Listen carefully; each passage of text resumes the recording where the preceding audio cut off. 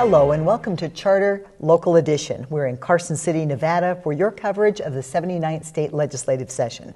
I'm Dana COWLEY and my guest is our Republican Senator from Minden, James.Settelmeyer.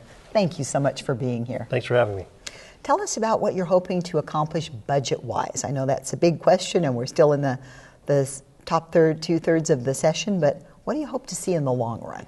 Well, the budget, it's incumbent upon us to pass the budget every legislative session. That's our only duty. That's the only thing we have to get done. So obviously it's pivotal importance. Education is always a priority.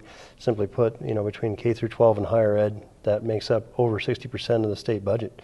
So in that respect, education is always a priority.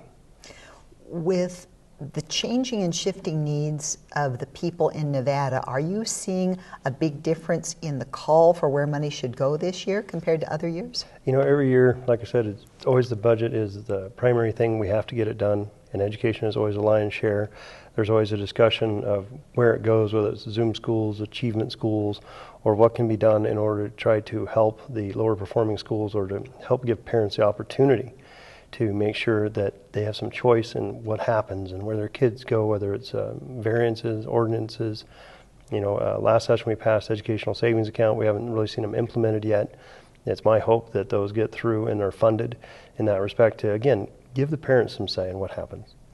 Let's talk a little bit more about that savings plan because that's received a lot of news coverage this session.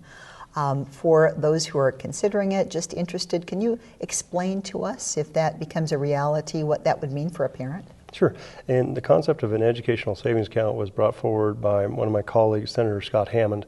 And the concept would be to allow the parent to be able to decide where their child goes to school, whether that is a public or private school, and allow the savings account, the money that goes to the child through the state for education, would go into that savings account and then allow the parent to have the choice of where to go.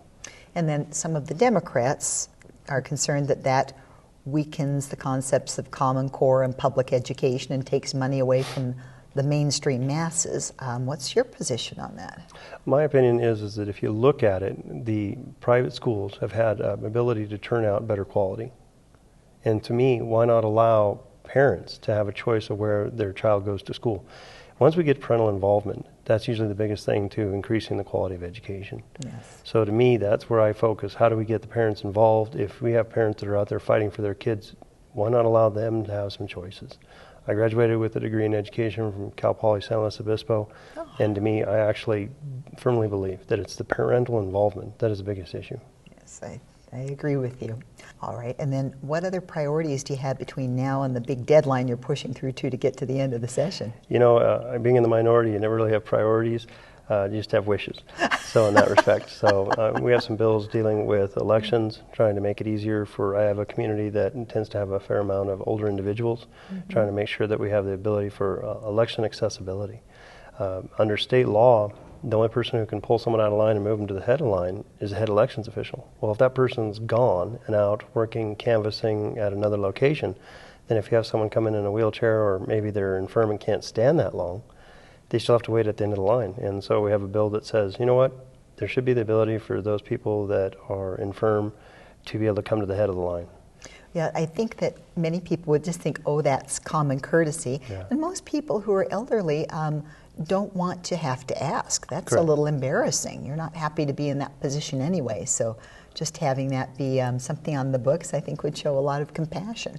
Yeah, it just allows the election official to either designate a separate lane for individuals. So just as if you go to shopping, you might see a wheelchair handicap accessibility parking. This would also give that same lane dedicated to those individuals that may need more assistance or more time. And then if people are violating that, are there penalties involved with this proposed law?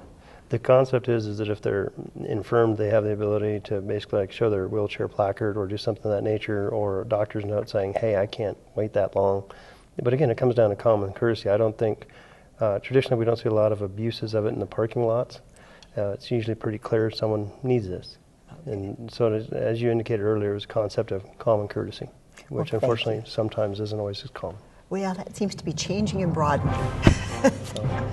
Senator, we appreciate you so much being here, and we appreciate you watching. This is Charter Local Edition. I'm Dana COWLEY.